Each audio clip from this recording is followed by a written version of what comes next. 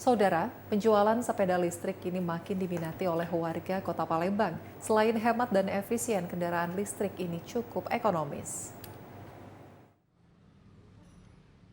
Seiring dengan peralihan kendaraan berbahan baku minyak, saat ini Kota Palembang sedang marak penjualan sepeda listrik di berbagai sudut kota.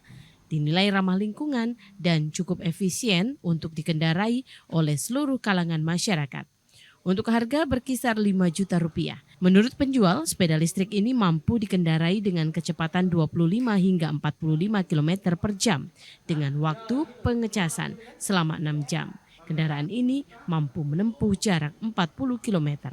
Peminatnya lumayan, jadi kebutuhan ibu-ibu biasanya ya, untuk jarak-jarak dekat. Mereka kan dari rumah misalkan ke Indomaret atau ngantar anak sekolah, jemput anak sekolah kan. Nah itu kebutuhan yang utama ya untuk sepeda listrik ini. Cuma kalau yang untuk jarak-jarak jauh kan dia kurang efisien. Kalau ngerawat, dia baterainya nggak boleh kosong. Jadi kalau misalkan sebelum kosong ya kita cas. Nah kedua dibersihkan, sering-sering dibersihkan di bagian roda supaya tidak nyangkut ya. Bagi warga Palembang, kendaraan listrik ini murah dan efisien dan tidak dikenakan pembayaran pajak. Kalau ya hemat itu ya, bahan bakar kan mahal. Jadi kami nak pengen coba-coba beli sepeda listrik. Tapi saudaraku nak beli.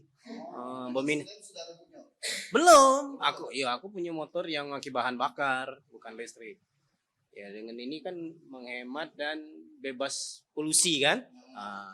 Kendaraan listrik ini banyak diminati warga sebagai peralihan kendaraan berbahan bakar minyak yang terus mengalami kenaikan harga. Adi Gunawan, TVRI Sumsel melaporkan.